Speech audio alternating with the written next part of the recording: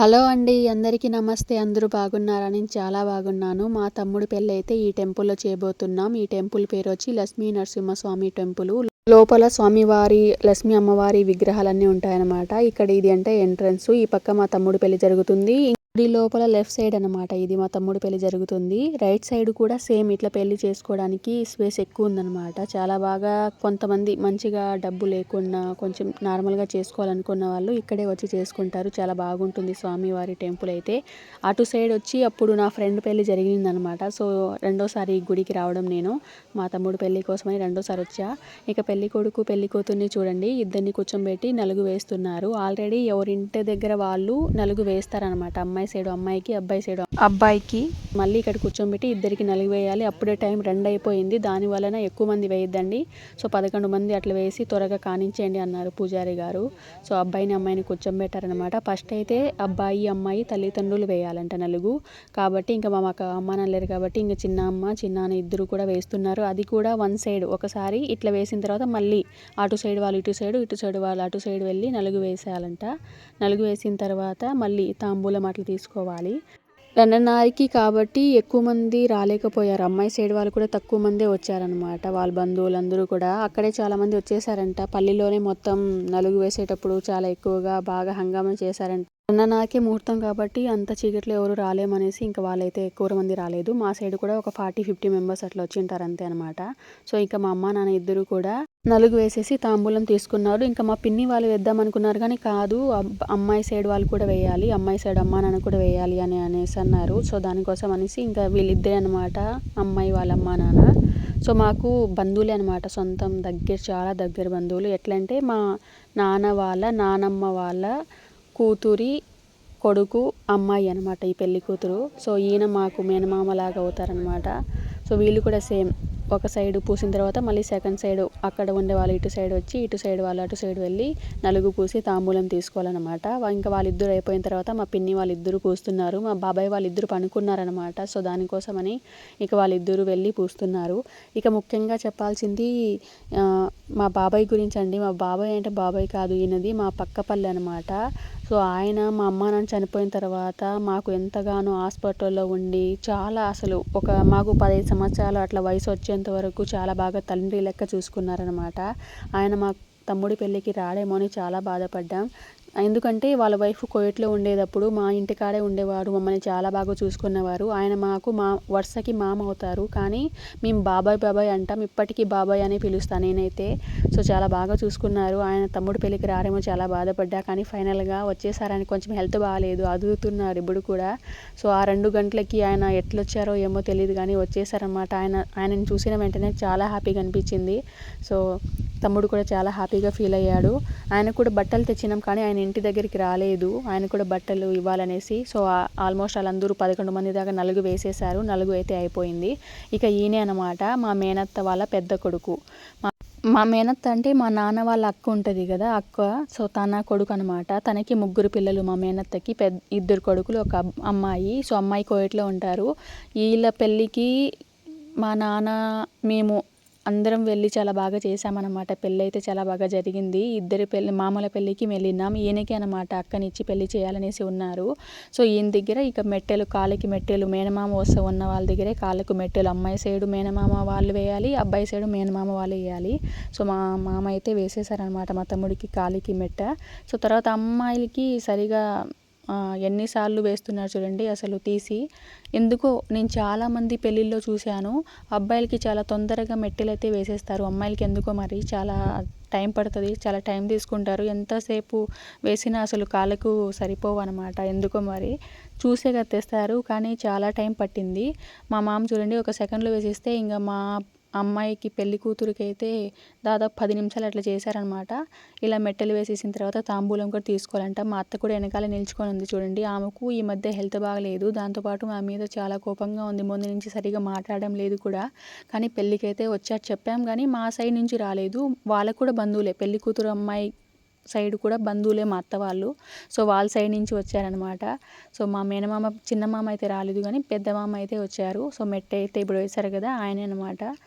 So వాళ్ళ పెళ్ళిళ్ళు కూడా చాలా బాగా జరిగాయి. అంటే వాళ్ళ నాన్న చనిపోయారు. అంటే అక్క చనిపోయిన తర్వాత ఇంటిని తాగి చనిపోయారని చెప్పారు కదా, ఆ మామే అనమాట, మా మేనమామ. ఆయన చనిపోవడం తర్వాత మా చిన్నానే దగ్గరుండి వాళ్ళిద్దరు పెళ్ళి అట్లా చేయడం జరిగింది.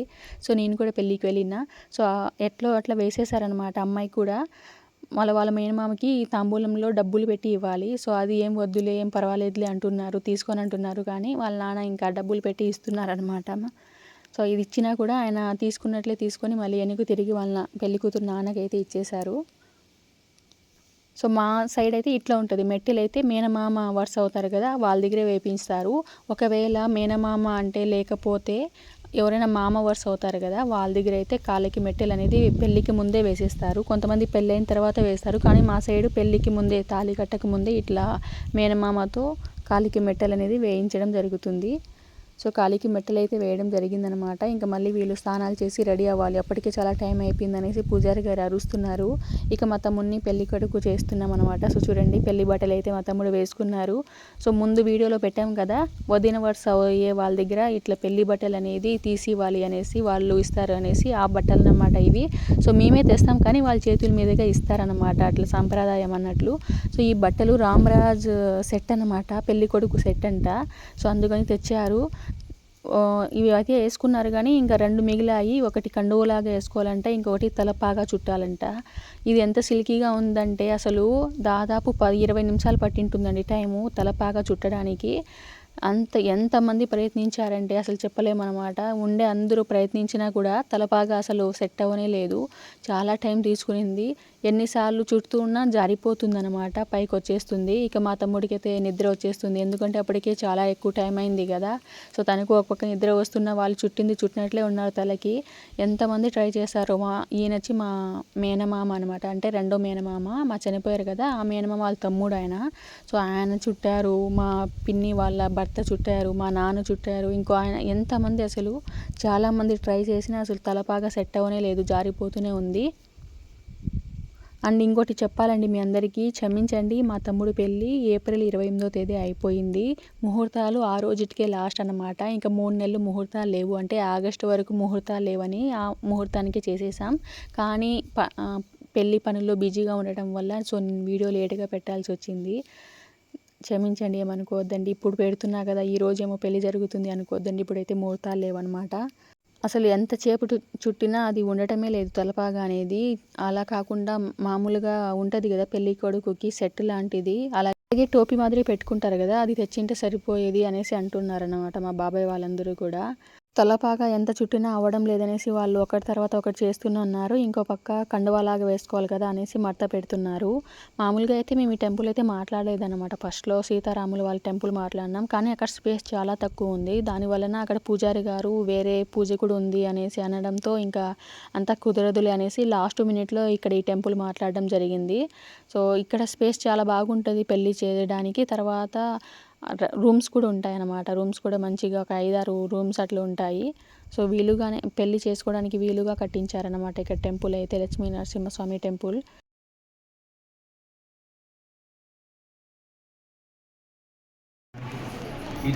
మళ్ళీ ఇట్లా అడ్డం వస్తుందా, మర్చిపోయినది మళ్ళీ రావాలి.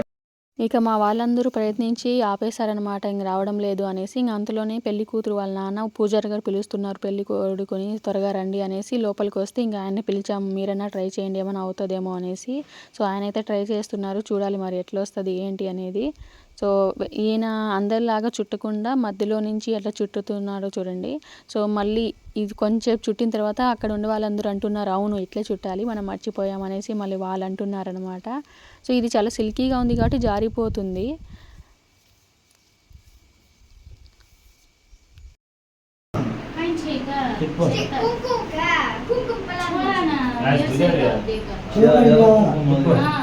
వచ్చేస్తాను కదా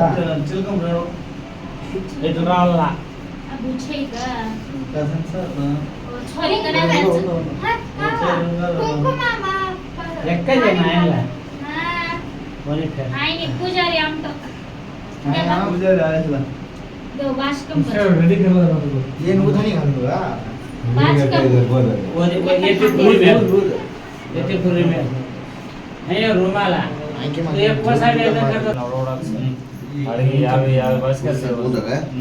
రేట్ అనేది వస్తాయా? ठीक है ना मध्य ये आए रहे तो ज्यादा सैक हो देखो हिंदे हिंदे अरे ऊपर से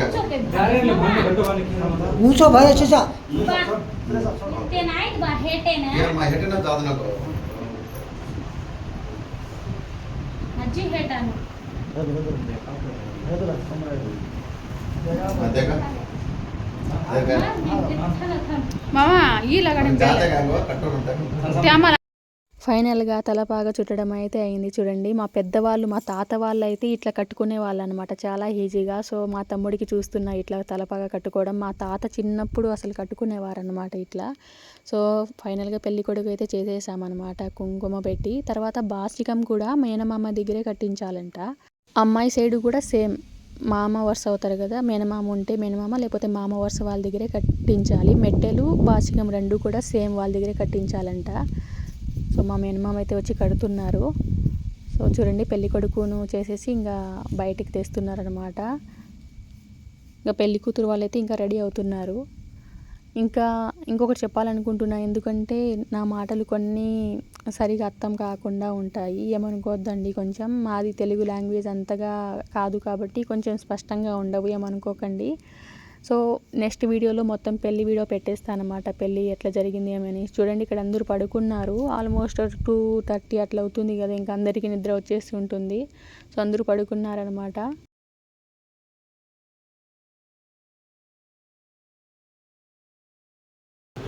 పెళ్లి కొడుకు అయితే రెడీ అయ్యి స్టేజ్ మీదకి వచ్చేసారు. ఇంకా అమ్మాయి అయితే రెడీ అవుతుంది. అప్పటికే టైం అయిపోతుంది, త్వరగా పిలుచుకొని రాని అనేసి పూజారి గారు ఒక పక్క అరుస్తున్నారనమాట.